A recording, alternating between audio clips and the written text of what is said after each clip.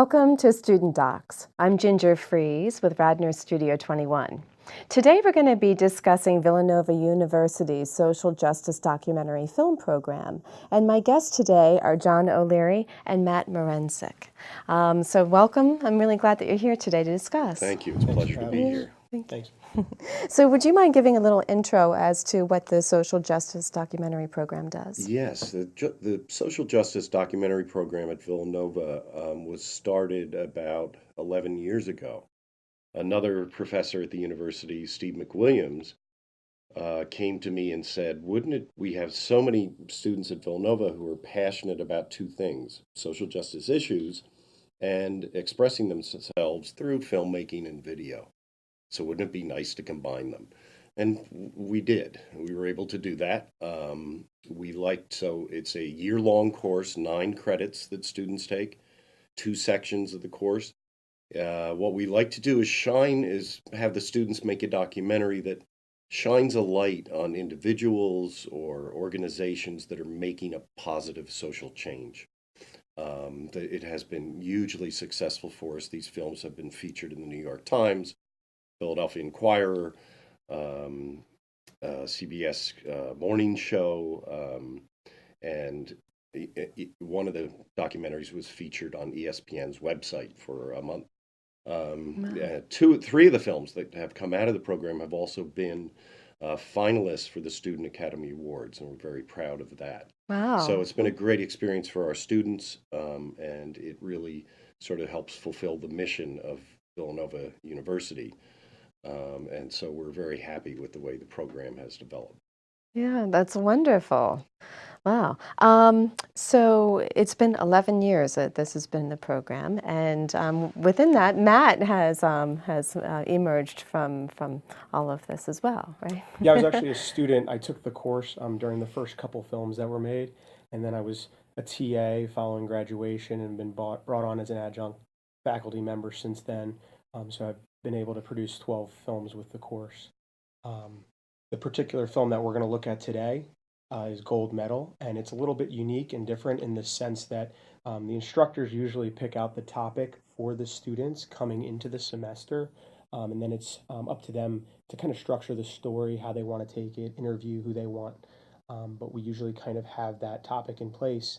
This particular year, one of our students in the course, Nick Carney, who is the director of Gold Medal, happened to have a very close relationship with the Special Olympics Delaware County soccer team. Villanova also, at the same time, is known for putting on the largest student-run Special Olympics festival in the country. So Special Olympics Fall Festival is going on at Villanova. Nick has this relationship with this team and thinks it's a good idea if we covered this team and did our documentary on this team. So this particular semester, we actually went about producing 2 films at the same time, which was tough. It was challenging, but luckily these families of these athletes welcomed us and our students into their homes with open arms, with our cameras, our lights, our microphones, and it was a great success. Yeah, that's wonderful. So it's a fall festival, you said, and it runs. How many games do they essentially play there? Is it over a course of a day or a weekend, or? So it's over the course of a weekend. I think several days, even Friday, Saturday, Sunday. They have all different sports going on. The place is just filled with athletes. There's award ceremonies, pre-ceremonies, tons of speeches. I know Jay Wright gives a speech before every fall festival. But it's quite a weekend, quite an experience, and we got to cover it through the eyes or through the lens of this team, which was really exciting. Mm-hmm. Yeah. Well, I would love to be able to touch base more on this after we watch this. So, speaking of gold medal, the striving for the gold medal in this documentary.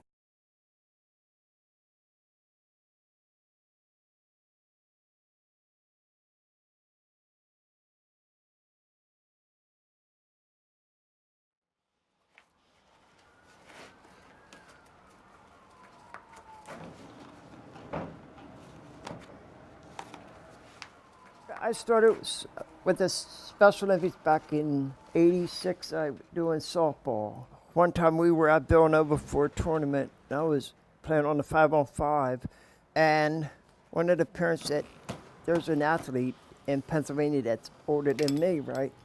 So I said, how old? And she said, 85. I said, I said 85. So, and the sport that he does is bocce. You know, bocce. I wouldn't do that sport. I heard that sport's boring. That's what I hear. You think you'll be playing when you're 85? I don't know. I don't know.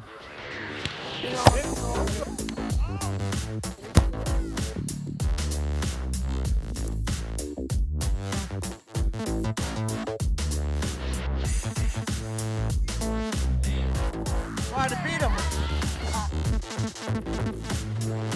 Go, go, go, go, go, go, go! USA. USA. How are you?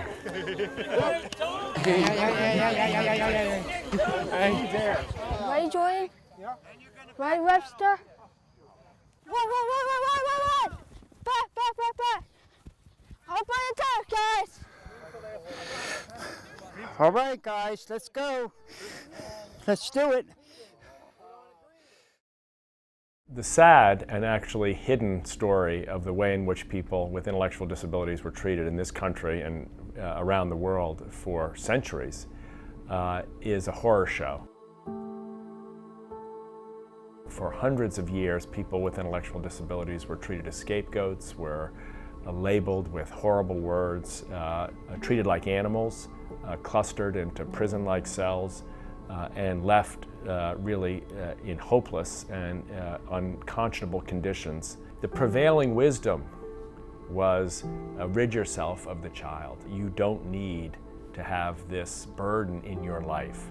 My mother was convinced that the country could do better, that we had to unlock the power, the gifts of people with intellectual disabilities, that we had to find some way against all the odds to prove to the country, to prove to the culture, to prove to people that even if you had an intellectual challenge, you still mattered.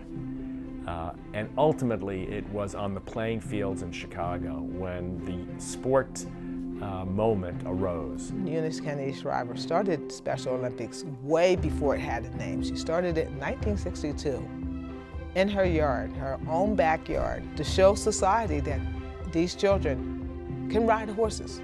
These children can run, these children can jump. She went against the grain, and she started with the first games in Chicago, Illinois. Mayor Daley, then Mayor Daley of Chicago, turned to my mother and said, Eunice, the world will never be the same. And I think he, at some level, knew, probably felt, that he had seen something he had never seen before, which was that which was thought to be hopeless was a carrier of hope. People with intellectual disabilities, if given the chance, they can learn through sport. Here are the people on the 11-on-11 team that will be going. Eric Augustine, Heather, John Caulfield, Patrick, Al, Mark, Yes. Donnie, William, George, John O'Malley, Jordan, Webster, Lizzie, David, Christian. Every year we go out to Villanova. It's special because it's probably that 1-year event where you get to see the very best of the athletes. It's a lot of fun, and we compete against other teams, and we're in the stadium every year. I'm excited about it. I am excited.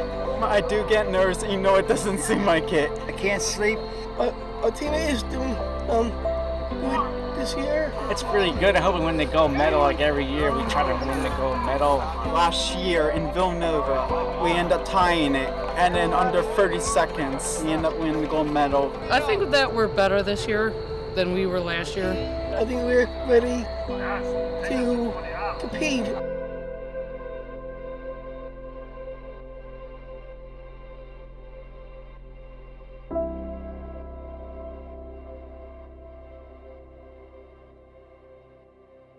Fall Festival is very unique, where these young people come together from Villanova University and hold a fall games for people with intellectual disability, and it's big to us. Everyone in the state of Pennsylvania looks for a Fall Festival. You know what I'm saying? When you lose, teammates. You're in here.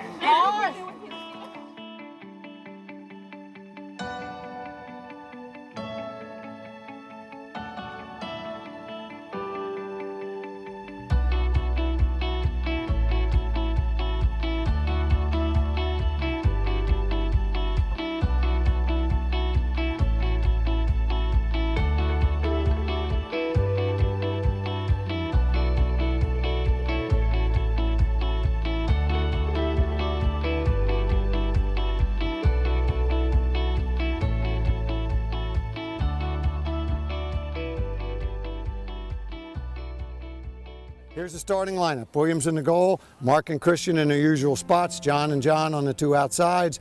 George is back in the middle with Donnie, Eric on the left, Jordan on the right, and David and Webster up front. Lizzie, have you been captain before? I did. Not here, no. Right, okay. You and Heather are going to be captains. Yeah! Okay? If we win the toss, we want to go that way. The role of a coach, to me, dictates what your team is going to be like. Bob is a really fantastic coach, and we all love him. Coaches love him, the athletes love him. He's a great coach, and I really enjoy playing for him. When I first started, the soccer program was one coach who had about 3 balls, so I didn't know what to expect. I had all these diagrams of all the things I could do, and I found out pretty quickly that you can kind of throw them out the window. But now we have enough for 2 full teams, 11 on 11, 7 on 7. Oh, good pass. Beautiful by the offense, beautiful. They're trying to find their niche. It's been a hard road for them all their lives, not fitting in, going to special classes, special schools. They're kind of in a world that might be a little too big for them right now. So they're somewhat limited to where they can go and what they can do. What the tail? Get your tail. What goal would you like to defend? How are you? Nice to see you. Morning. Good luck, goalie. Good luck, goalie. It wasn't the norm to have people like Elizabeth stay in society. As one doctor said, we have places for people like this. They weren't unkind about it. They were realistic in terms of what they knew to be the norm in their day, which is, well, these people can't do much. And my answer was, well, I don't know who these people are, but that's my daughter, and we're going to find out. Do you remember what your brother said to you? No. I remember it because I wasn't happy with it. He said, I hate having a handicapped sister. She can't even bounce a ball. The next morning, about 6:30 in the morning, we heard this bounce, bounce, bounce. And we looked outside, and on the driveway was Elizabeth in her nightgown, practicing bouncing a ball and catching it, because she didn't want her brother to think that she couldn't catch a ball. She is the most determined child, and she will practice and practice and practice and do whatever it is to the best of her ability. I have cerebral palsy, which I have mirror movements. When I do everything with my right hand, my left hand follows it. That makes running difficult for her, and if you watch her play, you'll see it. They told my parents that I wouldn't be able to walk when I was little and I couldn't do sports and stuff. I was thinking in my head that just because they said that doesn't mean, you know, I won't be able to do those kind of things just because I have a disability. We think we're gonna get the gold again. I think we are. That's David. He's one of our really good players, and he knows what he's doing out on the field. He goes after the ball and he doesn't mess around, and he's really quick. But when David gets hurt, he gets right back up and finishes the game. Right, David? Unless it's brain damage. David Wilt, he's our goal scoring machine. He's the guy that puts most of the balls in the net. He's probably our best all-around player. I think man-to-man coverage, being aggressive, and speed and agility are what describes my skill in soccer. You know what your strength is? Dribbling. You can dribble around anybody on any team we play, so don't be afraid to score. If I see you're scoring too much, I'll say, David, start passing the ball. I'm just worried. Well, that's exactly what I'm worried that, and we're not going to have that many passes. Like, I want to have passes. We will. Yeah, we will. And I want to pass too. Sure. I do actually have a few challenges. I'm not very good at being a social person. I also have a little bit of a trouble understanding sometimes and comprehending some things. Even now, there are some occasions where actually I do feel like I'm being left out. You know, they run into issues on the bus where you'll get a kid that, you know, says something or does something. Sometimes he didn't even realize he was being bullied. Probably one of my worst things I hate most is, besides losing, is I hate not being able to produce. Everybody wants to be looked at as being good at what they do. You know, he goes out there and tries his hardest all the time, and he wants to win. I do not want to lose the biggest tournament we have in Special Olympics soccer.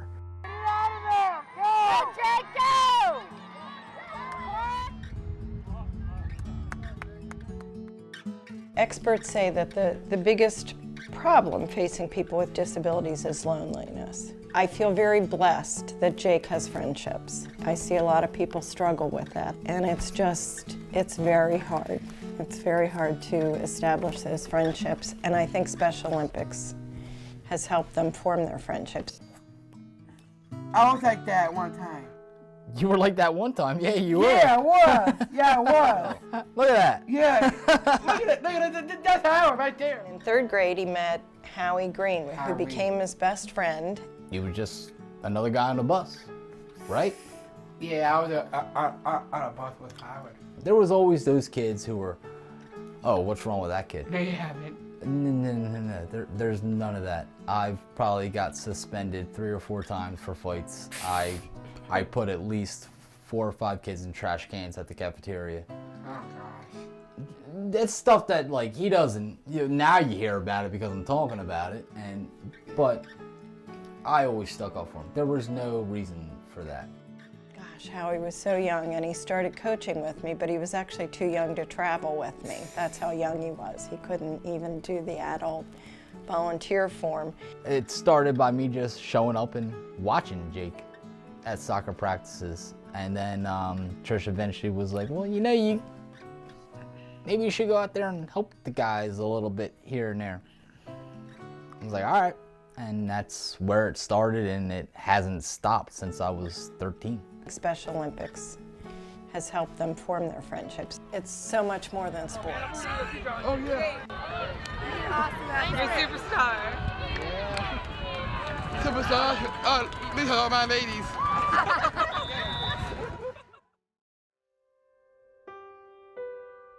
Aaron is new to the program the last couple years. He came in and his father came too, which was a nice addition for our coaching staff. Aaron's a very typical, handsome young man. And so when he was younger, a lot of people would interpret his difficulties as behavioral issues that Steve and I were not addressing. He has both intellectual disabilities as well as autism. He would just lose it. He would completely lose control and shut down, and like he would cry and he would scream. As that progressed, the mutual decision was for Aaron to look at an adult group home. Part of it you felt, did you fail as a parent because he's not here? Barbara and I had a real difficult time with it. We really did. I had come to practice and Bob came over and he said, we'd really like you to come here, Coach. I know you got a lot of background. And then we were going home, and Aaron generally doesn't talk, but he asked, what were you talking about? What were you talking about? So I said to him, well, he was asking if I'm interested in coaching. So what do you think? And he emphatically, yes, I want you to coach, and I want you to coach me. In the past, Aaron and I were not really finding a medium. So I knew it was his way for him and I to find that magic bond that I've been looking for a very long time.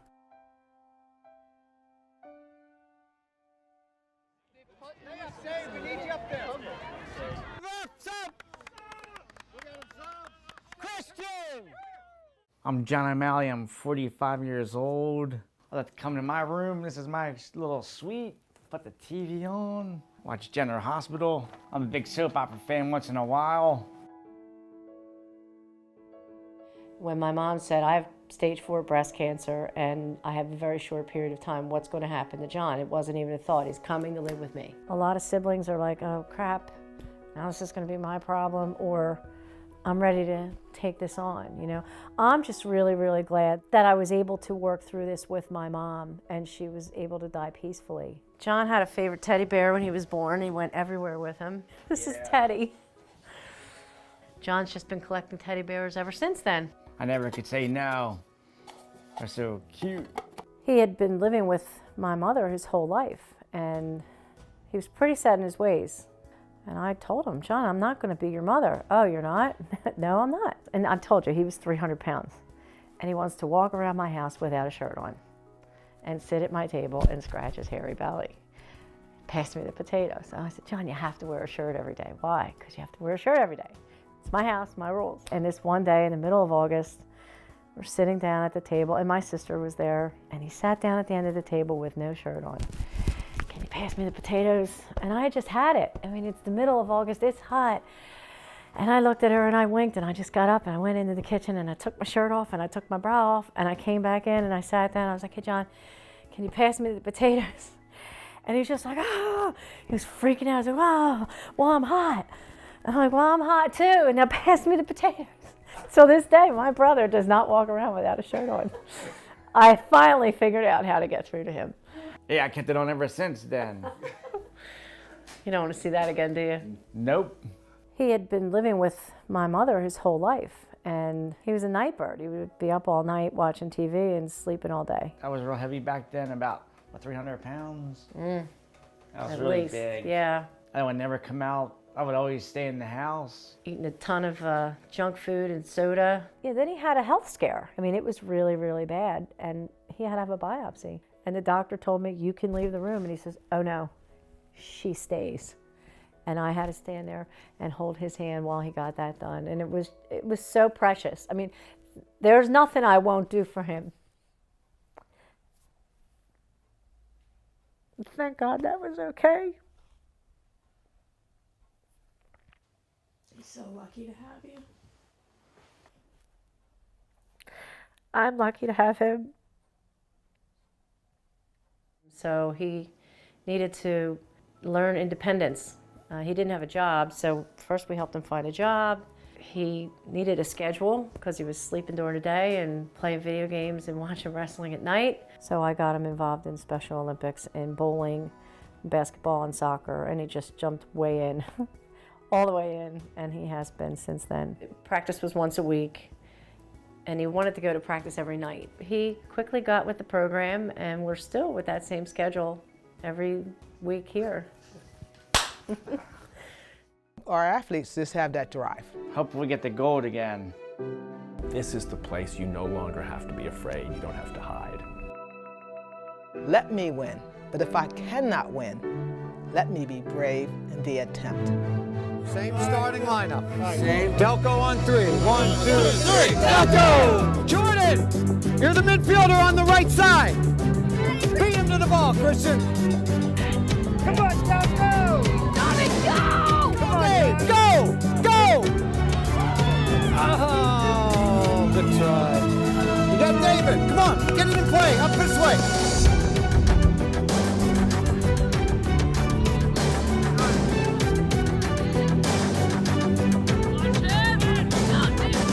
Down the sideline. Keep going. Toward the goal.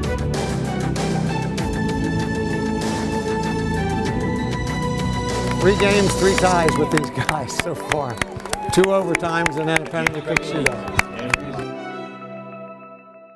We play the whole 2 5s, and then if it's still tied, it goes to penalty kicks. The guys that are on the field, you're going to go all out. Come on, so we'll go with those 11 guys. Let's give it our best shot. We tied these guys in a regulation game 3 times, so that makes a good tournament for most teams. But we want more than that.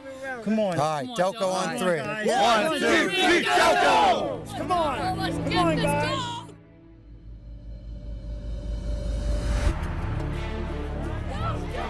Keep him in front of you, Donnie. Don't try to get the ball. Just keep him in front of you.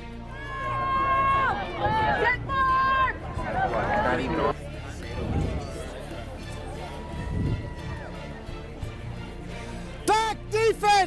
front of the ball. All right, set up for a corner.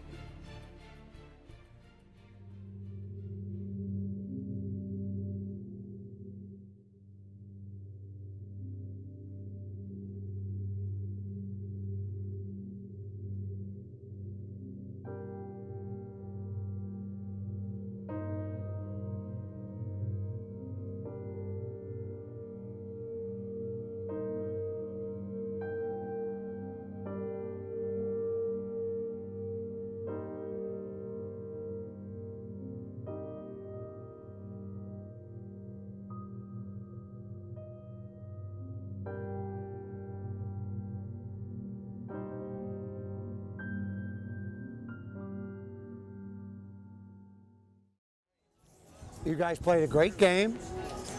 Team effort. We tied them 3 games in a row. We lost in overtime, which is disappointing. But we can't now try to find an excuse for why we lost. That's not really how it works. No reason to put your heads down. You did an outstanding job. We would have liked a different ending, sure. But when you get disappointed and when it doesn't go your way, that's how we can tell the character of our team. Do we break down? Do we find things to complain about? This is the time we have to come together as a team. We have to comfort somebody that's upset. Anybody can be a good winner. Yay, we won, congratulations, you guys are good teams, you played a good game. Anybody can do that. But when you don't win a game, that's what brings out your true character. And we have a lot of good, true character on this team. And we want to bring that out right now. Let's hear it for your coach. Come on. My pleasure, guys. It's been a wonderful time. Right now, it's time to be together as a team. You see the 7-on-7 and the 11-on-11, and then you get to Villanova, and they're nowhere near each other. But they want to know, how did the 7-on-7 guys do? We'll make you score. Yeah. We're going to get you to score, bud. You score. Yeah. Score, all right? What? There he goes. Go, Aaron! Come on, Aaron!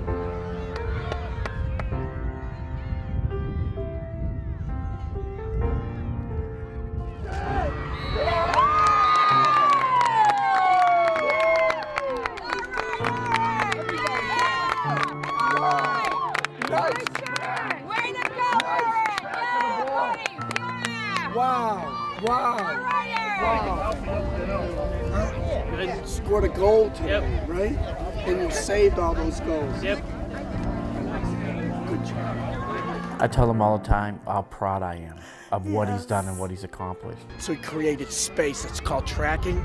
And then he scores a goal and believe it's the happiest day of my life. I think it's fantastic when those guys can play that way. And Aaron's taught me a lot. And he may not know that, but he has. And to see him just do some of the things that most people take for granted, it just brings tears to my eyes. For people with intellectual disabilities, the opportunities are still too limited. The stigma remains, the misunderstanding persists, but the chance to find a community is a great discovery. Right here. Go for it.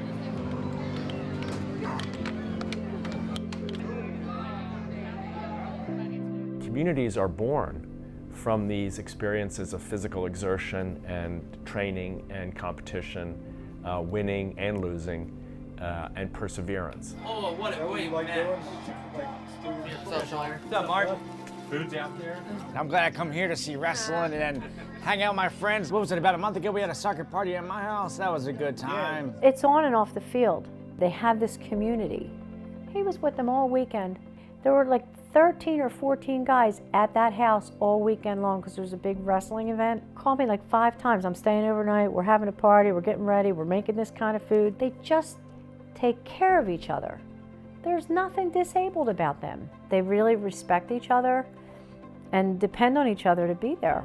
I know there are some that actually know a little personal side of me that I'm glad I can actually talk to them as a person. They tell me their side of the story and they're like, hey, I know what it's like, you know, I can definitely relate to it. Just being able to have those type of friends within Special Olympics, probably one of the best things about Special Olympics itself. This is my house. This time, Jake, the man, he's going to put in a goal. Oh yeah, baby. I think Special Olympics is an amazing circle of support. Gotta stay together, teammates. When you lose, the important thing is with teammates. Just have fun. Number one, baby. Number one. Number one. Number one. My big thing is just being me and just being myself. And yeah, I love my friends. Just be yourself.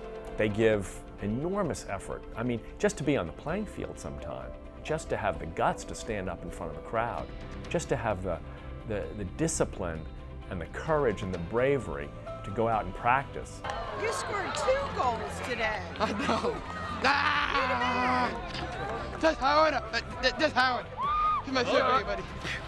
Jake looks at you at who you are as a person. And that's what you get from all of these guys. The organization of Special Olympics so understands the people that they're serving that there isn't ever any question in my mind that wherever she is in Special Olympics, she's going to be fine. It's given her a life, really. It's absolutely created an independent person. I think the athletes of Special Olympics have given the world a lesson in how to win. Winning is not just how you finish, it's who you finish with. It's not just who you beat, but it's how you run your race. It's not just where you stand on the medal stand, but how you trained and what you gave to the endeavor. And if we started to define ourselves based on how strongly we give ourselves to things, we begin to see each other not comparatively, but we see each other as fulfilling what is our best. Oh, I just tell them to hang in there. Yeah, it breaks didn't go our way, that's all. I've been through this a lot, and I've been through my wins and losses, and you know, sometimes one time I took it a little hard, and now I just take it in stride. That athlete, yes, he or she wants to win, but man, do they have a way of winning that transcends the order of finish. Well, I want to thank all the coaches for putting up with me another year, and I just enjoy soccer so much, you know. So I just want to announce it now that I will be back next year.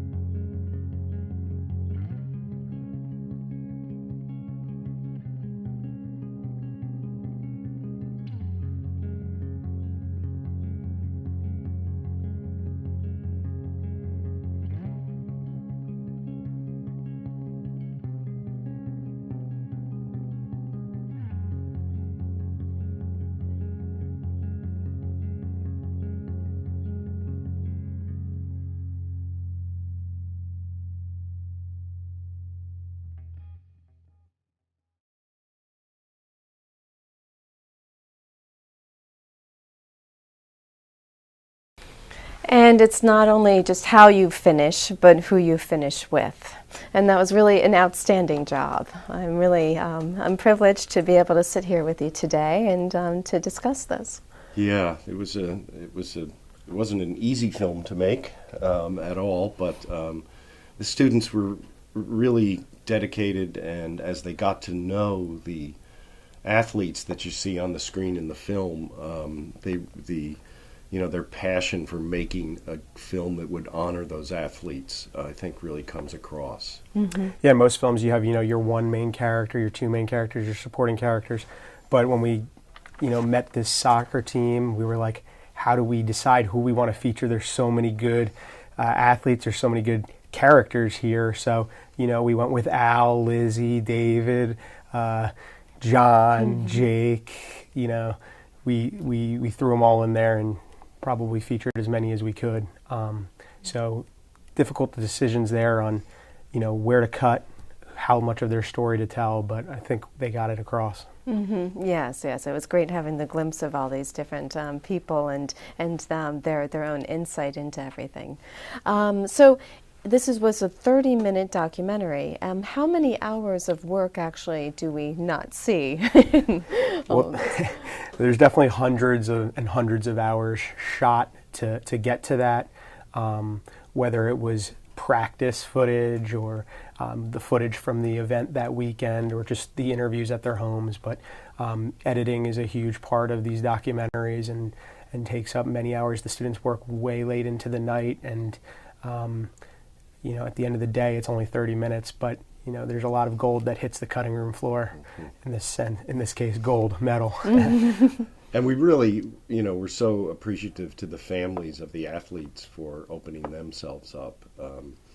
You know, the amusing story about at the dinner table that John's sister tells. I think she told that to me and someone else just on the sideline at a practice, and we thought, do you think she'd be willing to say that? Because it's funny on camera, and she did, and we appreciated their candor and their courage.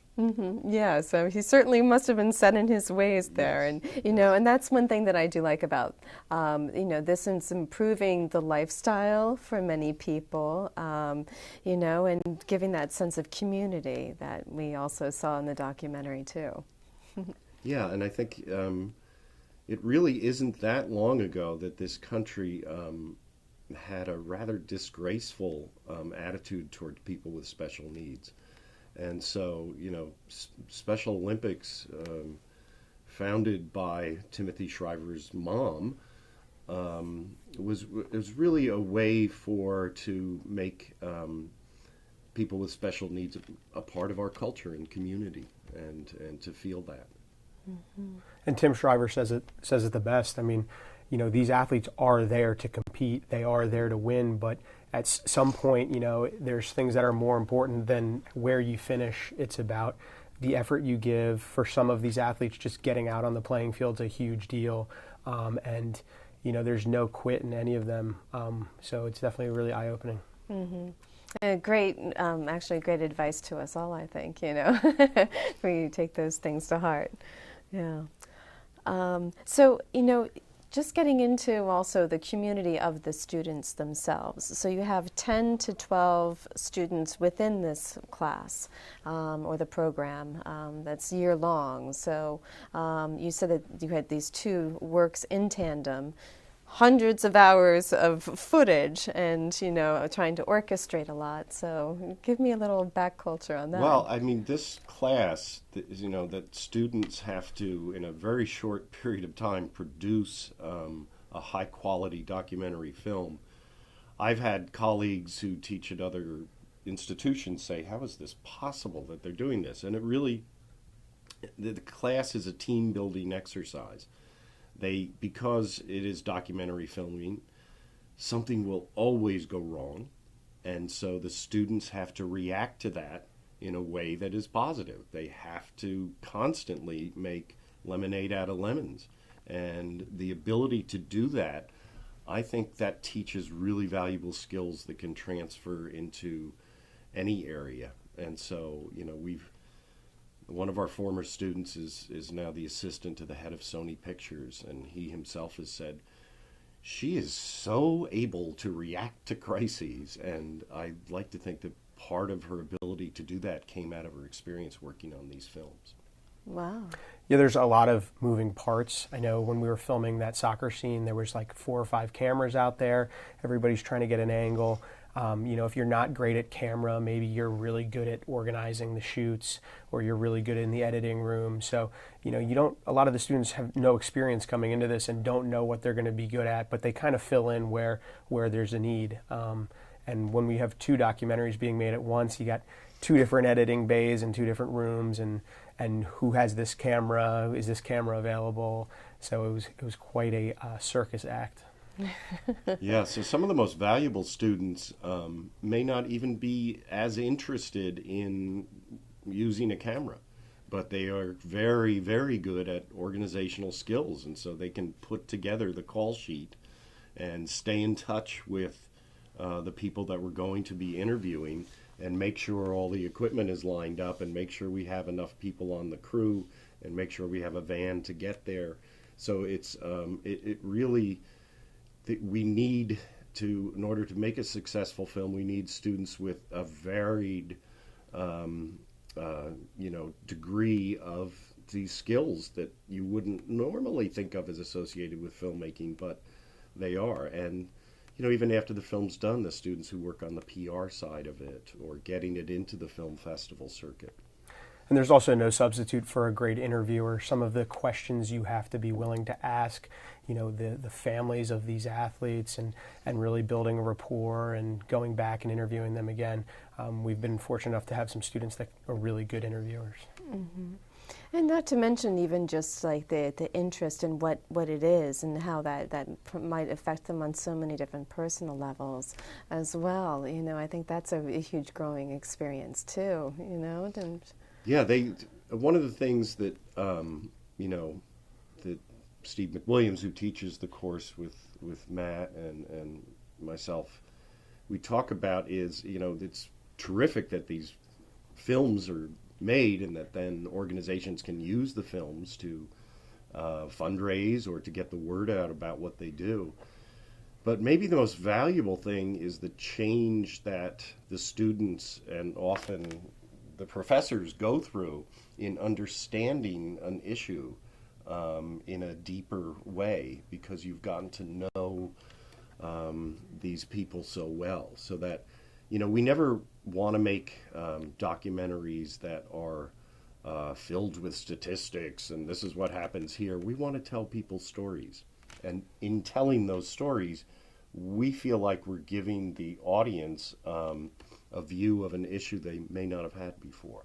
And I'm always about how do we tell this in a visually interesting way with our students. And I know a lot of the students that semester had a passion for sports documentary filmmaking. So we wanted to have those scenes that you kind of have like NFL Hard Knocks on HBO, where you have two people wirelessly mic'd and a coach is interacting with a player, and they forget the cameras are there, so they're really being themselves. So we hope to get a couple of those moments, as well as while they're competing and stuff like that. Yeah, that's awesome. And I think that, like, to the end of the game, you might learn so many other things about yourself and the whole process. And maybe you thought you wouldn't like editing, but once you see somebody working on it, hey, wait, maybe I can do that too. I think that's wonderful. Yes, absolutely, that occurs.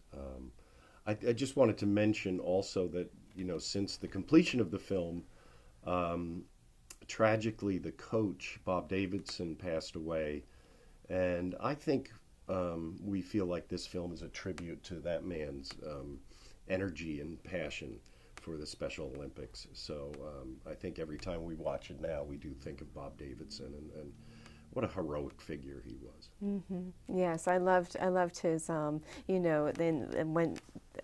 he pumped them up after the loss, and how he said that's when true character comes up. Mm-hmm. Yeah, he was coaching, and he was in it for all the right reasons, and all his values really echoed what the Special Olympics is all about. So he was the perfect coach for that team. Mm-hmm. Yeah.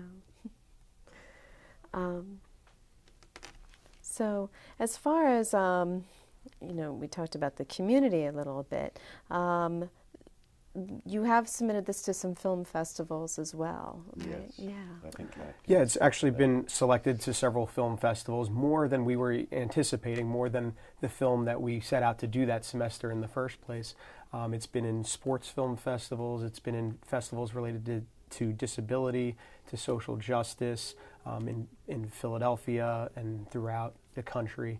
And it's continuing. I think we're still going to even submit it into a few more. It's also been used at Villanova University a lot to introduce Villanova freshman athletes to some of these Special Olympians, because they will be working together during Fall Festival, but also just building these relationships more throughout the course of a year, not just one weekend. I know that a lot of the Special Olympics athletes have had, the ability to get up there and talk about the film after it's screened in different places, so that's been great. Oh, that is, yeah. So year-round, they are playing, right? They play like once a week, I think it said in there. Was that it? Once Yeah, there's different seasons for different sports, Yeah. and a lot of the same players play on the same teams throughout the different sports, so they really know each other well. So they might be on the swimming team at one part of the year, and then soccer. And Oh, okay, okay, that's good, yeah. And we hope, and talking to a lot of the parents as we were making the film, and one of the goals was to make a film where parents of children with special needs could say, hey, this is something that maybe my child can get involved in and would be good for my child. Because the first few practices that I went to, just the joy was immense on the field, and you could see it. So I think it's, we hope it can in some way change some people's lives for the better.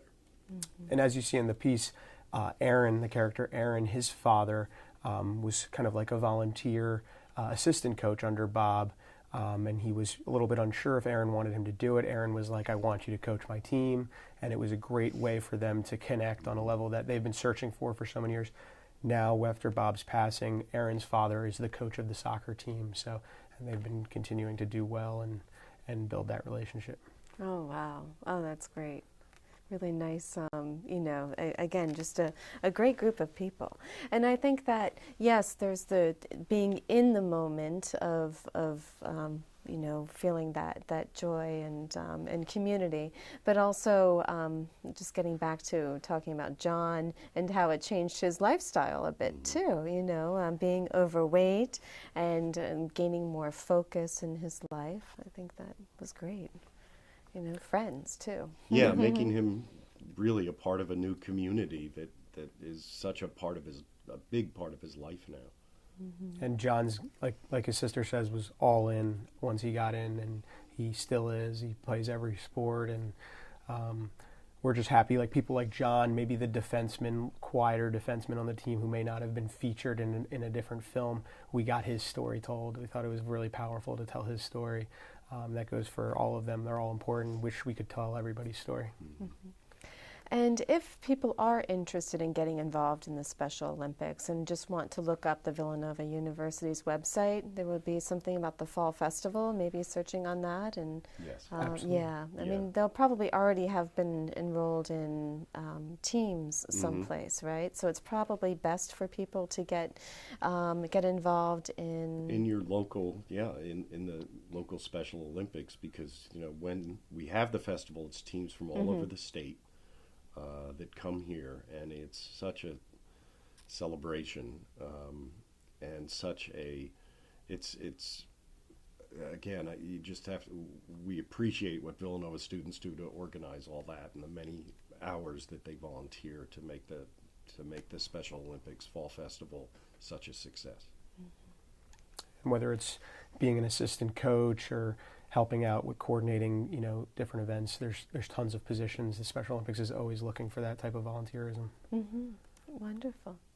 Well, this really has been an extraordinary conversation, and I'm really glad that you were able to bring this to us today too, and to sit down and discuss this, and hopefully, as we're hoping, more people will get out there and take some action and see how it affects their lives too. Thank you for having us. Yes, thank you so much, John. Thank you very much. Thank you.